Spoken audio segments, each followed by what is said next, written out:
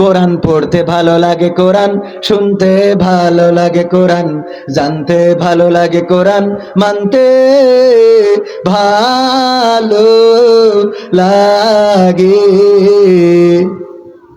কথা কয় না? নামা কোরআন পড়ে অনেক লোকে শুরু করে দিন, তারা আবার চাই না দেশে কোরআনের আইন। আছে না নাই?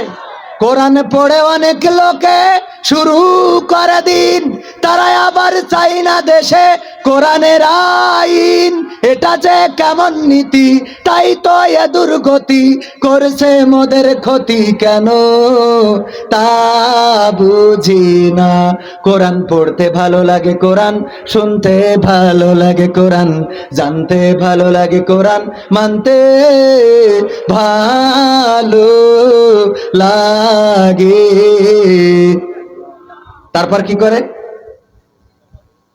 কোরআন বুকে চুমু খাওয়ার লোকের নাই অভাব, সেই কোরআনের বিরোধিতা এটা কোন স্বভাব? এরকম মানুষ আছে না নাই? কথা কয় না? আছে না নাই? কোরআন বুকে চুমু খাওয়ার লোকের নাই অভাব, সেই কোরআনের বিরোধিতা আবু জাহেলের স্বভাব। মানবা সুবিধা মতো, তাই এই বুকে ক্ষত, দেখলে এমন কিছু সইতে পারি না। কোরআন পড়তে ভালো লাগে, কোরআন শুনতে ভালো লাগে, কোরআন জানতে ভালো লাগে, কোরআন মানতে ভালো লাগে। এমন মানুষ আছে না নাই? কোরআন পড়ে দিনের শুরু করে, সকালবেলা ফজরের নামাজ আদায় করার পরে যাই নামাজের পাটিতে বসে কোরআন তেলাওয়াত না করে দিনের শুরু করে না। এমন মানুষেরা আবার কোরআনের কথা বলার অপরাধে, কোরআনের আইন বাংলার জমিনে বাস্তবায়ন করতে চাওয়ার অপরাধে ফাঁসির কাষ্ঠে ঝুলিয়েছে। আছে না নাই? কারাবরণ করতে হয়েছে, কারারুদ্ধ করেছে। আছে না নাই?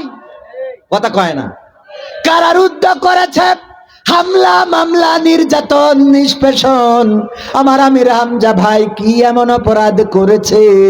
3টা বছর কারাগারের মধ্যে থাকতে হয়েছে না হয় নাই?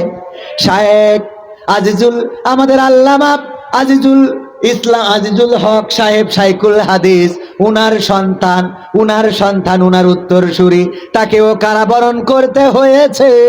এমনি ভাবে কোরআনের পাখি আল্লামা সাইদিকে 13টা বসন্ত কারাগারে থাকতে হয়েছে না হয় নাই? কথা কয় না? হয়েছে না হয় নাই? কারাগারে থাকলেন, এই দুনিয়ার জমিনে বের হতে দেয়া হলো না। কি এমন অপরাধ? অপরাধ একটাই, আল্লাহর জমিনে আল্লাহর দিন কায়েম করতে চেয়েছেন, আর কায়েম করার দায়িত্ব দিয়েছেন কি? আল্লাহ বলছেন, ইয়া আইয়ুহাল্লাযীনা আমানু হাল আদুল্লুকুম আলা তিজারাতিন তুনজিকুম মিন আযাবিন আলীম। আল্লাহ বলছেন, ওগো আমার বান্দারা, আমি কি তোমাদের এমন একটা ব্যবসার কথা বলে দেব যে ব্যবসা করলে তোমরা কঠিন জাহান্নামের আযাব থেকে বেঁচে যাবে? তারপরের আয়াতে আল্লাহ ব্যবসার কথা বলে দিয়েছে না দেয় নাই? ব্যবসার কথা বলেছেন কে? আল্লাহর নাম বললে কি কোনো কষ্ট হয়? আল্লাহর নাম বললে গুনাহ হয়? আল্লাহর নাম বললে সওয়াব আছে না না? তাইলে আল্লাহর নাম বলতেও কষ্ট কেন নিচ্ছেন? আল্লাহর নাম কেন জবান থেকে বের হয় না? আমাদের সবচেয়ে বড় অভিভাবক কি? আল্লাহকে যারা অভিভাবক মানতে পারে গো, তাদের কোনো দুঃখ থাকতে পারে না, তাদের কোনো কষ্ট থাকতে পারে না, তাদের কোনো ভয় থাকতে পারে না, তাদের কোনো ব্যথা থাকতে পারে না, তাদের কোনো হারানোর ভয় থাকতে পারে?